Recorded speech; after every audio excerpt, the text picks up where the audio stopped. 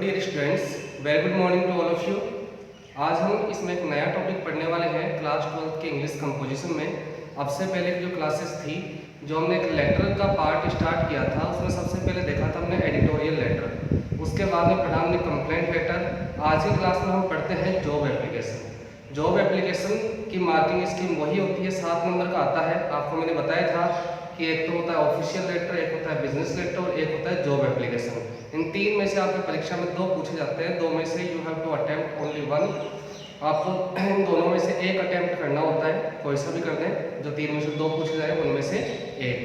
तो job application का मतलब होता है कार्य के लिए प्रार्थना पत्र। सपोज आपके पास में कोई डिग्री है, कोई डिप्लोमा है या किसी प्रकार की एजुकेशनल क्वालिफिकेशन है, उसके पश्चात आप जॉब की तलाश कर रहे हैं या अब से पहले आपने और कहीं पर भी काम किया है और आप दूसरी संस्था में आप काम करना चाहते हैं और न्यूज़पेपर में, अखबार में आपने विज्ञापन देखा किसी भर्ती का, किसी वैकेंसी का, और उस संस्था को अब आप जॉब एप्लीकेशन लिख रहे हैं, तो उसका फॉर्मेट क्या होता है, उसका मेन पार्ट क्या होता है और साथ में और अटैच क्या करना होता है। तो सबसे पहले समझते हैं इसको, इसका एक क्वेश्चन समझते हैं। पहले तो क्वेश्चन किस प्रकार से पूछा जाता है।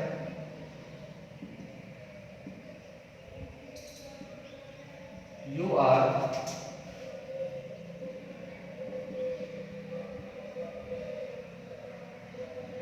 दिव्यांशु शर्मा, ठीक है। Right an application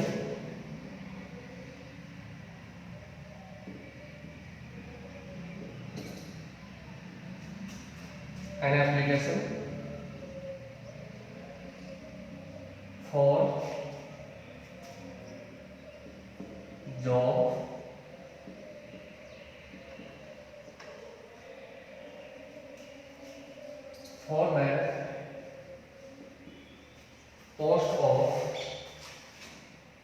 for the post of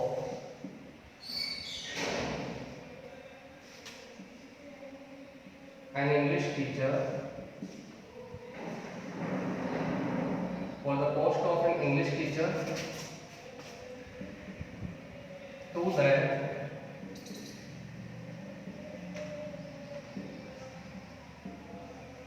principal of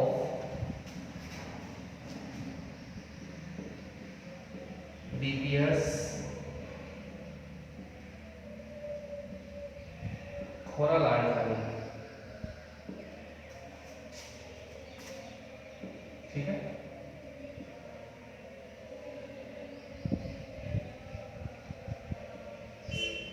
Prepare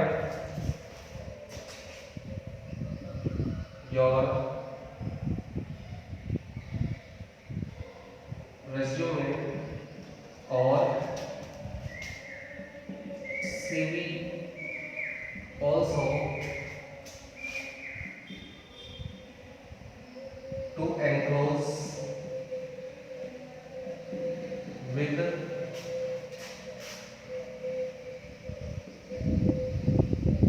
application. अब देखो इस प्रकार का प्रश्न पूछा जाता है एग्जाम में।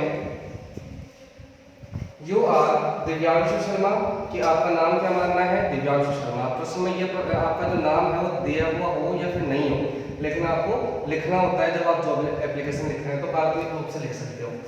राइट एन एप्लीकेशन, आपको एक एप्लीकेशन लिखना है फॉर जॉब, कार्य के लिए, for the post of an English teacher. ये पोस्ट का नाम जरूर आता है इसमें, है ना। एक अंग्रेजी के अध्यापक के पद के लिए आपको एक एप्लीकेशन लिखना है। किसे लिखना है? To the principal of DPS Khora Ladkani, Dev public school Khora Ladkani के जो प्रधानाचार्य हैं, उन्हें आपको एक एप्लीकेशन लिखना है। प्रिपेयर योर रेज्यूमे और सीवी ऑल्सो। रेज्यूमे या फिर सीवी को एक ही को ही कहा जाता है। इसके अंदर डिटेल्स होती है खुद के बारे में, अपना नाम, address, father's name, qualification, experience, ये चीज़ें होती है। अपना रेफरेंस वगैरह, कॉन्टैक्ट वगैरह, ये सभी चीज़ें रेज्यूमे या फिर जिसको सीवी कहा जाता है, जिसमें अपना पूरा कार्य अनुभव भी होता है कि आपसे पहले हमने कार्य कहाँ किया है। रेज्यूमे और सीवी ऑल्सो टू एनक्लोज, संलग्न करने के लिए विद द एप्लीकेशन, इस प्रार्थना पत्र के साथ में संलग्न करने के लिए आपको सीवी या फिर इसको रेज्यूमे कहा जाता है, यह भी तैयार करना है। ठीक है, क्वेश्चन क्लियर है। अब इसका आंसर देखते हैं किस प्रकार से इनका उत्तर लिखा जाता है।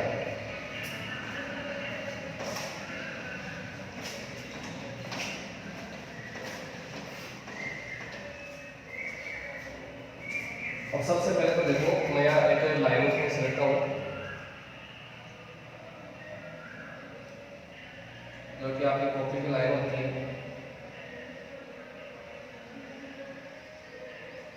अब देखो सबसे पहले क्या है लेटर का, जैसे अपने सबसे पहले एडिटोरियल और कंप्लेंट लेटर पढ़ा था तो उसमें सबसे पहले क्या था, सेंडर्स एड्रेस। तो वही चीज आएगी, सबसे पहले सेंडर्स एड्रेस आपको लिखना है। उसमें अपना केवल नाम दे रखा है, अपना एड्रेस नहीं बता रखा है, तो एड्रेस आपको मन से लिखना है। C58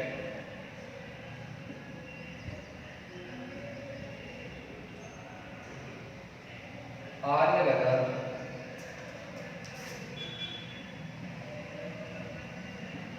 चंदवाड़ी। ठीक है, इस प्रकार से एड्रेस हो गया। इसके बाद में लिखनी है आपको वही डेट, जिस दिन एप्लीकेशन लिखा जा रहा है, जिस दिन कोई लेटर लिखा जाए, एप्लीकेशन लिखा जाए, उस दिन की डेट आती है। आज की कौन तारीख होगी, 27 जुलाई 2020। इसके बाद में जिसे आप एप्लीकेशन सेंड कर रहे हैं उसका पता आएगा, तो इसमें क्वेश्चन में बताया हुआ है कि प्रिंसिपल को लिखना है, तो द प्रिंसिपल, द का प्रयोग जरूर करना है। कोई भी पद लिखें, द प्रिंसिपल कौन से विद्यालय के हैं, DPS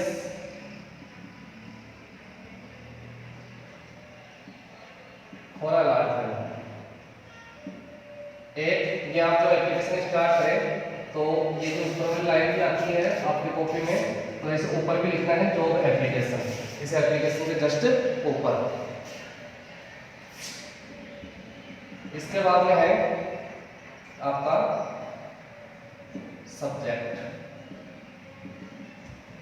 सब्जेक्ट में ऐसे ही लिखना आपको किसी भी एप्लीकेशन का subject, for the post of an English teacher. सभी जो एप्लीकेशंस आएंगे आपके तो उनमें इसी प्रकार से आपको सब्जेक्ट लिखना है, केवल पोस्ट का नाम चेंज कर देना। और ये चीज तो आप मेंशन कर देंगे कि जॉब एप्लीकेशन को यहाँ ये लिखने की आवश्यकता नहीं है कि application for the post of an English teacher, या डायरेक्ट लिखेंगे फॉर द पोस्ट ऑफ, जो भी जिस पद के बारे में या जिस पद के लिए हम एप्लीकेशन लिख रहे हैं उस पद का नाम हम यहाँ पर मेंशन कर देंगे। इसके बाद में यहाँ लिखेंगे सर। अब इसका मेन पार्ट देखना अलग आएगा, इसमें जो एडिटोरियल और जो कंप्लेंट लेटर था उससे अलग है। इसका मुख्य जो विषय वस्तु है, दिस इज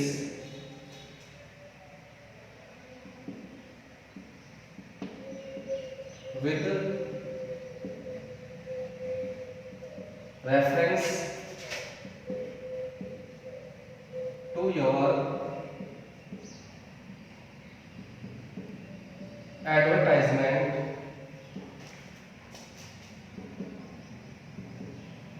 in the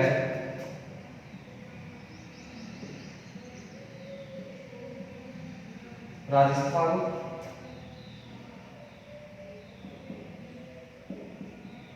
पत्रिका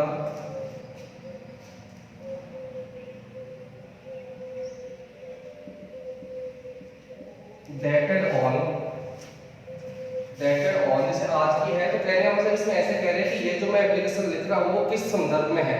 आपने जो राजस्थान पत्रिका में जो विज्ञापन दिया था उस विज्ञापन के संदर्भ में मैं लिख रहा हूँ, मतलब इस भर्ती के बारे में मालूम कहाँ चला था, आपने जो विज्ञापन दिया इस वैकेंसी के बारे में राजस्थान पत्रिका अखबार में जो किस तारीख को था, आज जैसे 22 को लिख रहे हैं तो आप यहाँ 25 लिख सकते हो, dated on 25 July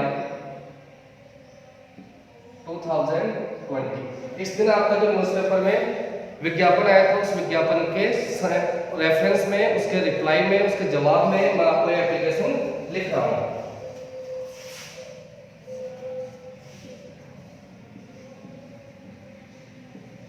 I have very good working experience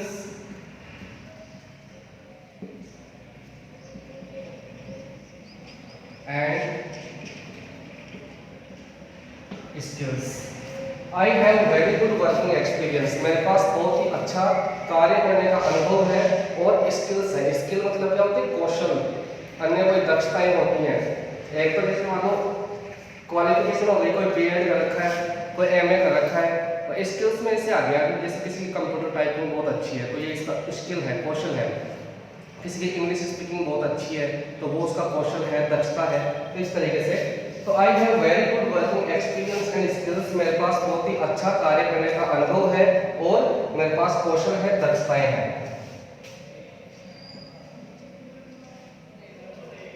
I need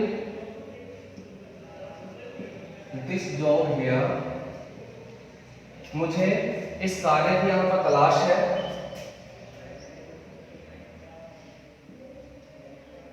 because my family has shifted here। ये एक रीजन बताना होता है कि आपको इस कार्य की तलाश यहीं पर क्यों है, इसी जगह पर क्यों है। तो इसमें आप रीजन और भी कुछ दे सकते हैं कि आपको यहीं पर आवश्यकता क्यों है, कि आप यहाँ रहकर तैयारी भी कर रहे हैं, प्रिपरेशन भी कर रहे हैं, या आपका यहाँ पर कॉलेज भी पास है, या आगे कोई प्रोफेशनल कोर्स कर रहे हो तो वो भी पास में है। तो इसमें मैंने रीजन क्या दिया है? I need this job here, मुझे इस जॉब की, इस कार्य की यहाँ पर आवश्यकता है। बिकॉज क्योंकि माई फैमिली है शिफ्टेड हियर, क्योंकि मेरा परिवार यहाँ पर शिफ्ट हो चुका है। And I want to serve them, मैं उनकी सेवा करना चाहता हूँ, पालन पोषण करना चाहता हूँ, इसलिए मुझे इस जॉब की तलाश यहीं पर है, मुझे ये चाहिए यहीं पर।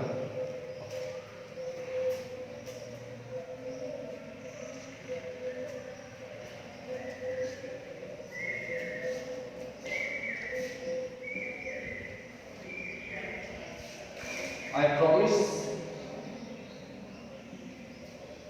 you to give my best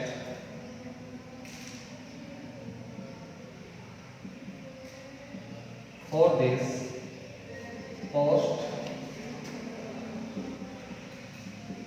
if I get this chance।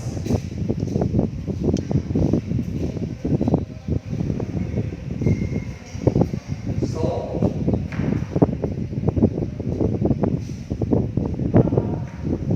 I am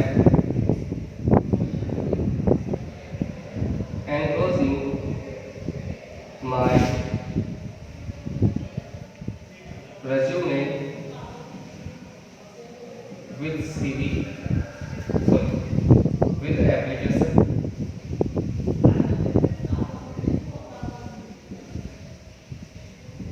for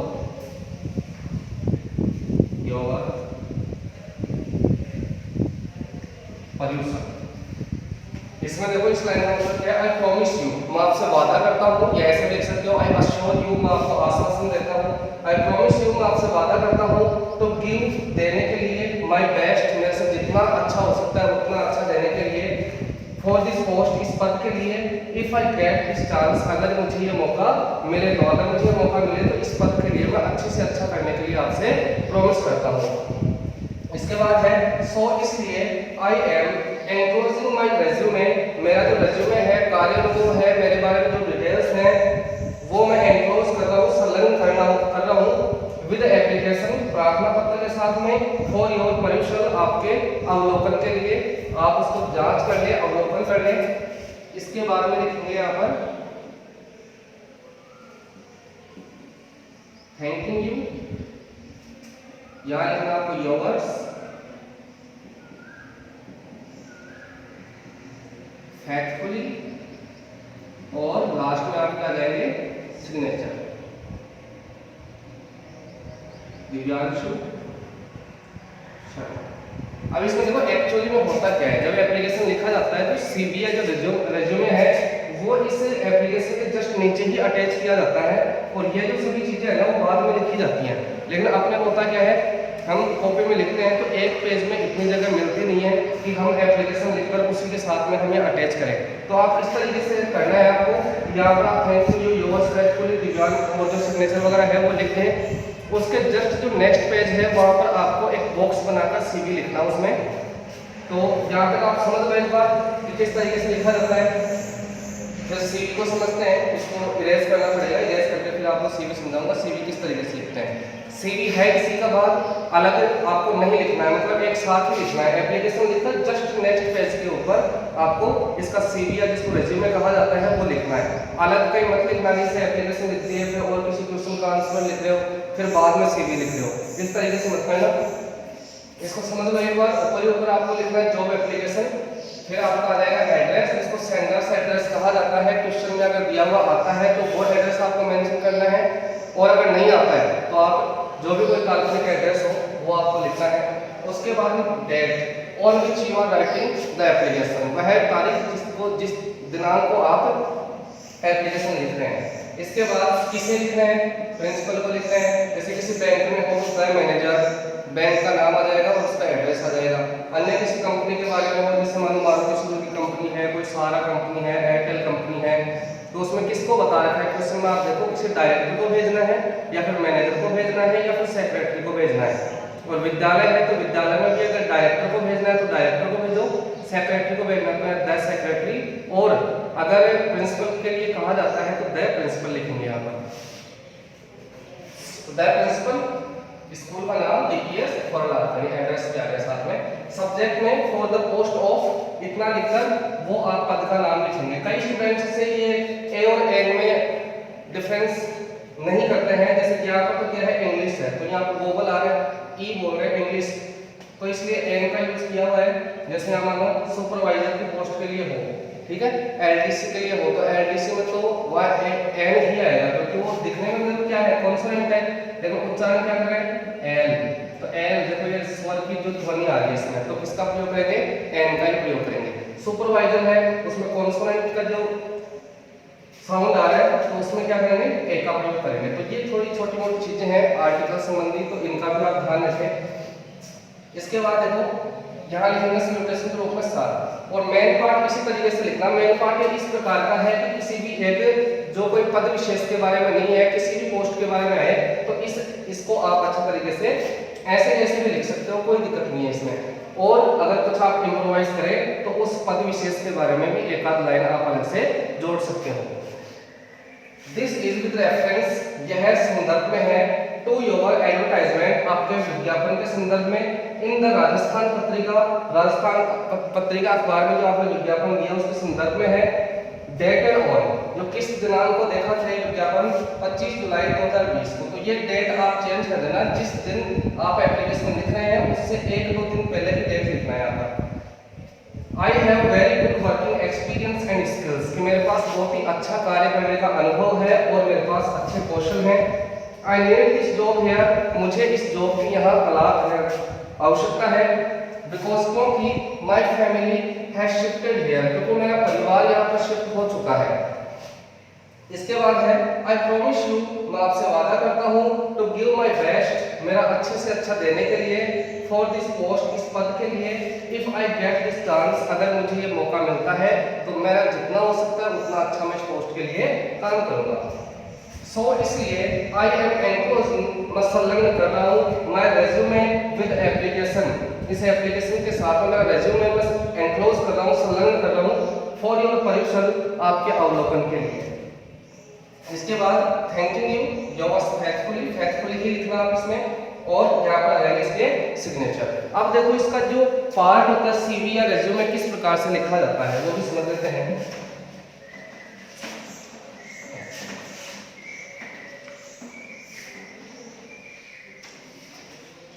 यही लिख देते हैं इसको, CV को आप बॉक्स में बंद करना है, इसको बॉक्स बनाना इस प्रकार का है।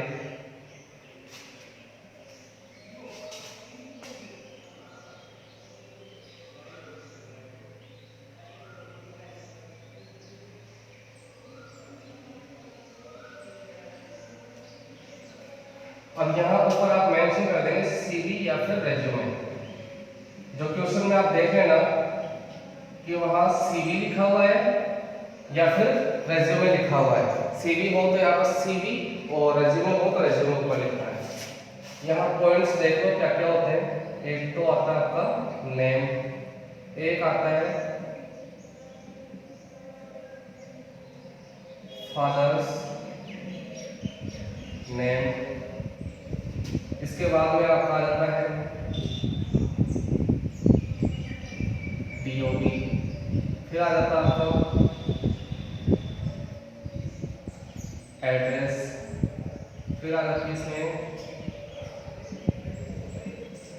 क्वालिफिकेशन, फिर आ जाता है इसमें आपका एक्सपीरियंस, इसके बाद स्किल, फिर है मैरिटल स्टेटस, फिर है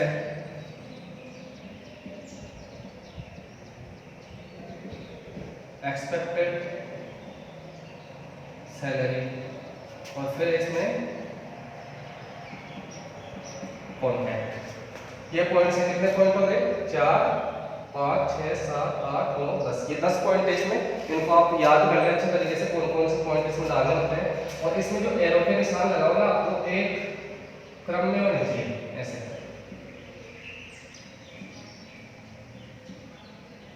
स्पष्ट रूप से नजर भी आना चाहिए, आकर्षक भी लगे।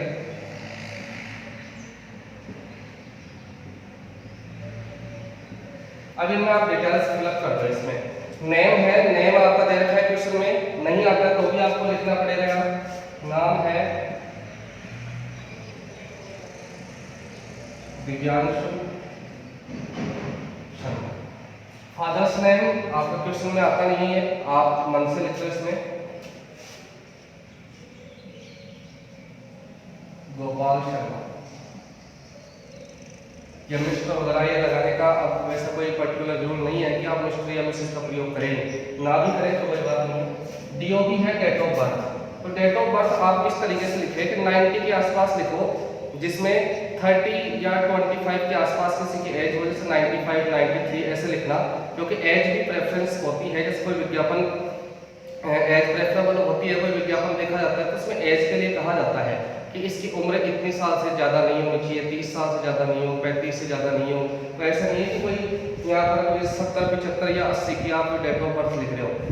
इस तरीके से हो कि कोई यंग हो, 95 के आसपास लिखो, 97 लिख दो, 93 लिख दो। डेट ऑफ बर्थ है तो यहाँ पर लिख दें आप 3 दिसंबर 1995। इस तरीके से लिखिए। एड्रेस है, एड्रेस में क्या एड्रेस लिखोगे? आपने जो यहाँ पर एड्रेस लिखा था ना, वही एड्रेस आपका यहाँ आ जाएगा, कोई दिक्कत नहीं है। C58 Arya Nagar,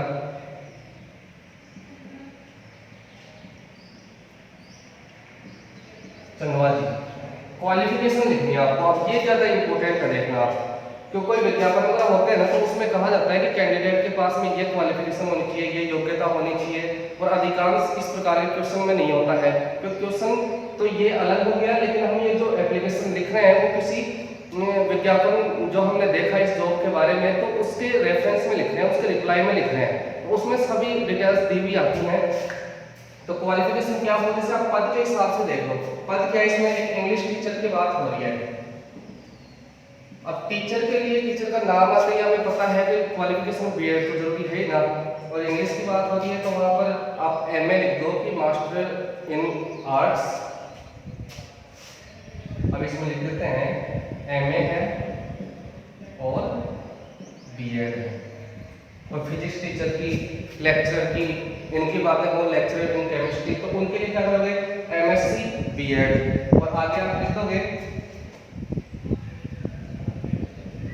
in English कि MA B.Ed क्या है इंग्लिश से, और कब किया है वो सन भी आप लिख सकते हो आगे, मतलब यहाँ इस क्वालिफिकेशन में यूज कर सकते हो कि कब किया है उन्होंने। जैसे MA B.Ed है तो कौन से वर्ष में पूरा हुआ, B.Ed कब हुआ है और MA कब हुआ है। तो आपके पास वो स्पेस होगा तो उसमें आप सन लिख देना। एक्सपीरियंस है अनुभव, अनुभव अब से पहले है तो कहाँ है और है तो कितना है ये भी लिखना है इसमें। एक्सपीरियंस यहाँ पर लिख दें 5 ईयर एक्सपीरियंस, एक्सपीरियंस तो फिर लिखा हुआ है ना, 5 ईयर इन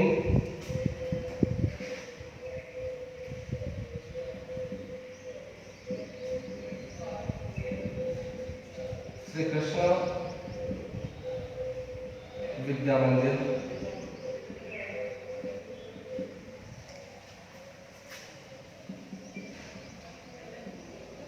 मनोहर। ऐसे और कोई विद्यालय का नाम लिख सकते हैं, कोई आवश्यकता नहीं, कोई वैसे फिक्स नहीं है पर्टिकुलरली, लेकिन जैसे 5 ईयर लिखा है ना, 2 इयर्स एक्सपीरियंस है या 3 इयर्स एक्सपीरियंस है तो वो भी आप लिख सकते हो कि कौन से विद्यालय में सबसे पहले आपने काम किया है, कि यहीं आसपास किया है तो उस विद्यालय का नाम लिख दो, या फिर और कहीं दूर किया है तो उस विद्यालय का नाम लिख दो, और अगर कहीं पर नहीं किया है तो यहाँ पर फ्रेशर लिख दो। लेकिन वो प्रेफरेंस वहाँ देखना होता है उस विज्ञापन में, जो कि हमारे पास विज्ञापन होता नहीं है। हालांकि इसका दूसरे तरीके से भी एक प्रश्न पूछा जाता है, इसमें विज्ञापन भी दिखाया जाता है कि इसका आप रिप्लाई लिखो, उसमें सभी डिटेल्स होती हैं, लेकिन उस तरीके का कोई विज्ञापन नहीं है तो आपको इसमें अनुभव तो लिखना ही लिखना है। और अगर विज्ञापन वाला कोई क्वेश्चन हो तो उसमें दिखाया हुआ होता है कि उसके पास में कम से कम 5 साल का या 3 साल का 2 साल का अनुभव होना चाहिए। अगर ऐसा कोई बता रखा है उसमें क्राइटेरिया, कोई प्रेफरेंस बता रखे हैं तो आपको फिर वहाँ अनुभव लिखना जरूरी है, फिर आप फ्रेशर नहीं लिख सकते। ठीक है। स्किल में क्या लिखोगे अलग से कुछ कौशल, क्योंकि ये तो हो गया आपकी क्वालिफिकेशन योग्यता है, आपकी दक्षता क्या है, कौशल क्या है, तो अब अंग्रेजी से संबंधित है तो यहाँ पर लिख दो आप इंग्लिश स्पीकिंग, ये लिख दो इसमें, ये अंग्रेजी बोलना मेरा कौशल है, मेरी दक्षता है। इसके बाद देखो मैरिटल स्टेटस, मैरिटल स्टेटस मतलब विवाहित है या फिर अविवाहित है, मैरिड है या फिर अनमैरिड है। तो यहाँ पर आप कुछ भी लिख सकते हैं, मैरिड लिखो तो मैरिड लिख दो, अनमैरिड लिखो तो अनमैरिड लिख दो। लेकिन जैसे अगर क्वेश्चन में बताया हो उस विज्ञापन में कैंडिडेट्स मस्ट बी अनमैरिड या कैंडिडेट्स मस्ट बी मैरिड, या फिर फीमेल के लिए भी बताया जाता है या फिर मेल के लिए बताया जाता है कि फीमेल स्टाफ चाहिए या फिर मेल स्टाफ चाहिए, तो उस तरीके से फिर ये आंसर लिखना होता है। अगर किसी में कह दे कि female staff will be preferable तो उसमें फिर आपने आपको एक महिला मानते हुए आपको पत्र लिखना है, ये एप्लीकेशन लिखना है। और उसमें कहते हैं कि only unmarried staff will be preferable, तो यहाँ पर फिर आप मैरिटल स्टेटस में लिखेंगे अनमैरिड अविवाहित। इसके बाद देखो एक्सपेक्टेड सैलरी, एक्सपेक्टेड सैलरी मतलब आप कितनी सैलरी एक्सपेक्ट कर रहे हैं कि वहाँ से यहाँ लिख दो 25,000 रुपीज पर मंथ, प्रति महीना के हिसाब से 25,000 रुपए एक्सपेक्टेड है। और कॉन्टैक्ट में क्या लिखेंगे, कॉन्टैक्ट में आप जैसे कोई ईमेल आईडी डाल सकते हो, कॉन्टैक्ट में आपके मोबाइल नंबर डाल सकते हो, तो मोबाइल नंबर तो आपको मालूम है ना 0 1 2 3 4 5 6 7 8 9, ये हो गए 10 डिजिट मोबाइल नंबर। इसके बाद में फिर आपको एक बॉक्स बंद कर देना है। क्लियर है, एप्लीकेशन लिखना और ये हो गया अपना सीवी। इसमें 10 पॉइंट ध्यान रखना, 10 पॉइंट लिखकर इसमें आप डिटेल्स फिलअप कर दो according to post and according to, अगर विज्ञापन दिखाया हुआ है तो उस विज्ञापन में जो जो डिटेल है उनको अच्छी तरीके से समझते हुए फिर आपको ये एप्लीकेशन लिखना है। नेम में लिख दो आपका जो नाम है, क्वेश्चन में अगर दिया हुआ है तो वो नाम लिख दो, अगर नहीं दिया हुआ है तो भी आपको नाम तो लिखना ही पड़ेगा नाम वाले कॉलम में, तो काल्पनिक रूप से भी आप यह नाम लिख सकते हैं। इसके अलावा फादर्स नेम, फादर्स नेम में देखिए अपस्ट्रोफ लगाना मत भूल जाना, कई विद्यार्थी करते हैं इसमें डायरेक्ट अपस्ट्रोफ को हटा दिए और ऐसे कर देंगे फादर्स नेम, और उसका मतलब क्या हो गया पिताओं के नाम, तो इसमें अर्थ का अलग हो जाता है। DOB डेट ऑफ बर्थ, ये 95 93 97 98 इस तरीके से DOB हो आपकी। एड्रेस आपका जो एप्लीकेशन में लिखेंगे वही एड्रेस यहाँ आ जाएगा। इसके बाद क्वालिफिकेशन, अगर वो विज्ञापन वाला कोई क्वेश्चन है तो उसमें तो क्वालिफिकेशन बताकर रखेंगे कि कैंडिडेट के पास में क्या क्वालिफिकेशन हो, तो वो क्वालिफिकेशन हम यहाँ लिख देंगे।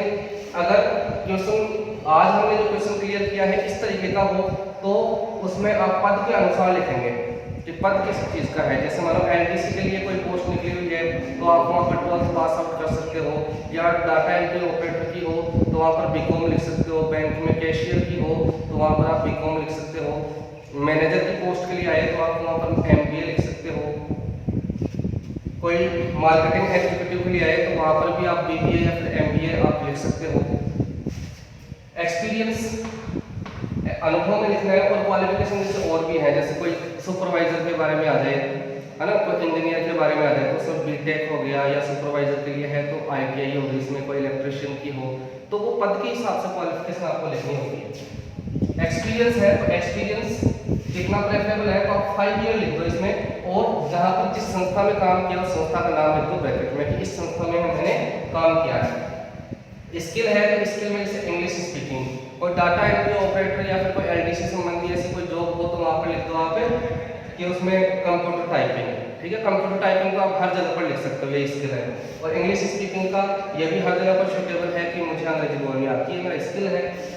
मैरिटल स्टेटस में मैरिड या फिर अनमैरिड, और बाकी क्वेश्चन के ऊपर डिपेंड करता है वो, तो उसमें अगर प्रेफरेंस हो कि मैरिड ही हो या फिर अनमैरिड हो तो उसके हिसाब से देखना होता है। एक्सपेक्टेड सैलरी की सैलरी हम कितनी एक्सपेक्ट कर रहे हैं, तो यहाँ पर जो भी एक्सपेक्टेशन है 30,000 लिख दो, 35 लिख दो, 20 लिख दो, 25 लिख दो पर मंथ, या फिर एनुअली हो तो जैसे 3 लाख रुपए पर एनुअल। और कॉन्टैक्ट में आपके मोबाइल नंबर हो सकते हैं या फिर ईमेल आईडी हो सकती है। तो ठीक है, इस तरीके से हम जॉब एप्लीकेशन को लिख सकते हैं। उम्मीद है कि आपसे पहले भी जो आपको बताया हुआ है उनको आप तैयार कर लिए होंगे, और आज वाले जो क्लास में एप्लीकेशन पढ़ा है ये भी आपको अच्छी तरीके से समझ में आया होगा, और आपको घर पर भी यहाँ जो पढ़े हो तो एक बार पढ़ने से क्लियर होना थोड़ा मुश्किल है, तो आप इनको घर पर भी और भी प्रैक्टिस करें कि आप क्वेश्चन देखें उनमें, आपकी जो कोई पासबुक वगैरह हो उनमें, और केवल उसमें क्वेश्चन देकर आंसर इसी तरीके से लिखें, इसी फॉर्मेट से लिखें, और इसी तरीके से आप इसमें डिटेल मेंशन करें। बाकी इनके जो नेक्स्ट टॉपिक है वो हम क्लियर करेंगे अपनी नेक्स्ट क्लास में। Thank you very much.